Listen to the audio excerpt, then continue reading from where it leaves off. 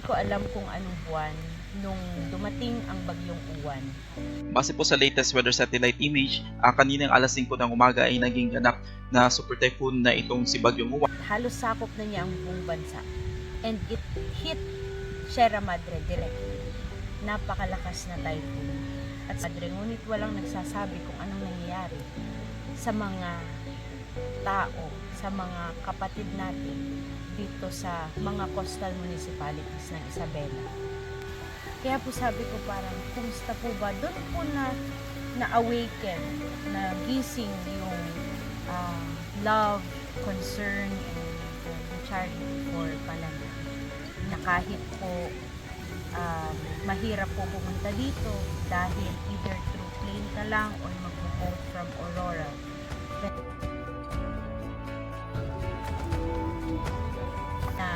Yun din po yung napudyok sa akin. Na through prayers and God's answer, ay napili po namin ang municipality.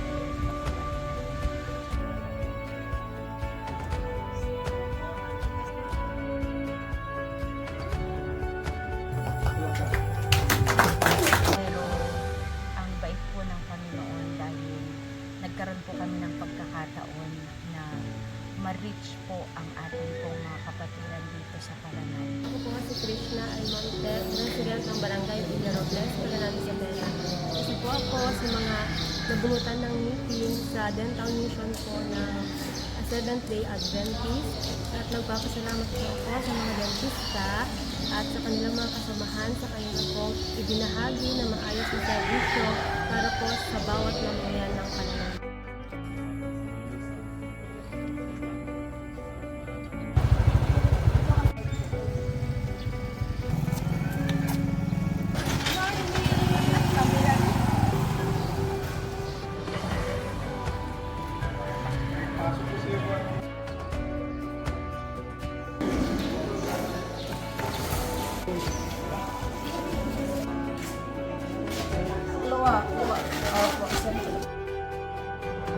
October 22, 2025 na balitaan po namin or nalaman na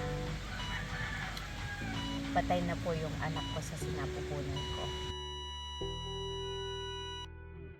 Yung postpartum depression po na isang ina na nawalan ng anak ay talagang nandun po talaga after. And naging mahirap po sa akin. March 11, 2026, yun dapat ang delivery date ng aking anak. Ngunit dahil wala na siya, ay sabi ko, ayoko sana na nandun ako sa bahay ng time na yun.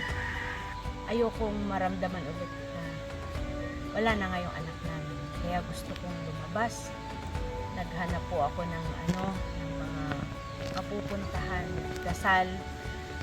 Natutuwa ako dahil ang Panginoon ay tunay na mabuti. Alam niya na kung magbabakasyon lang kami, ay magmumukmuk lang din. Alam niya na kung magliligtas ng ibang kaluluwa ang aming gagawin, ay makakalimutan namin ang aming mga kaluluwa. At yun ang magbibigay sa amin ng kasiyahan na tunay.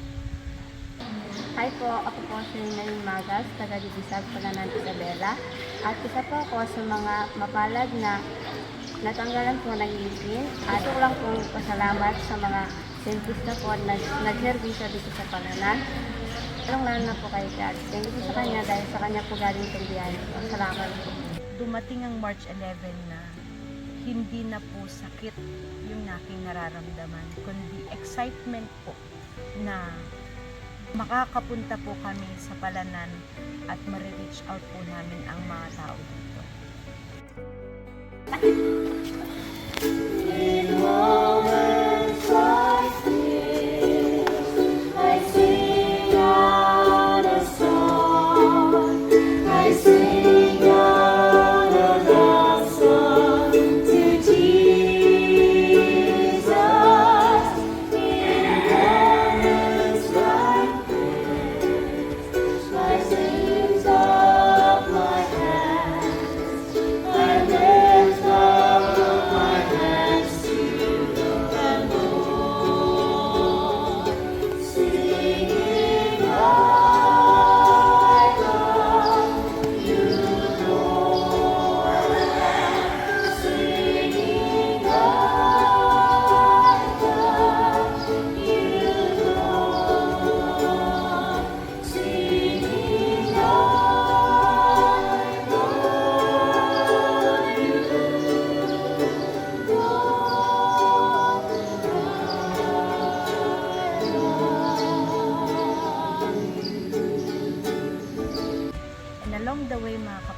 yun mang pain yung nagsimula ng amin pong mission story.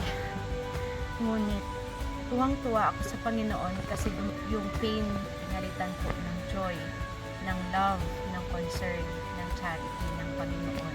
Sa lahat ng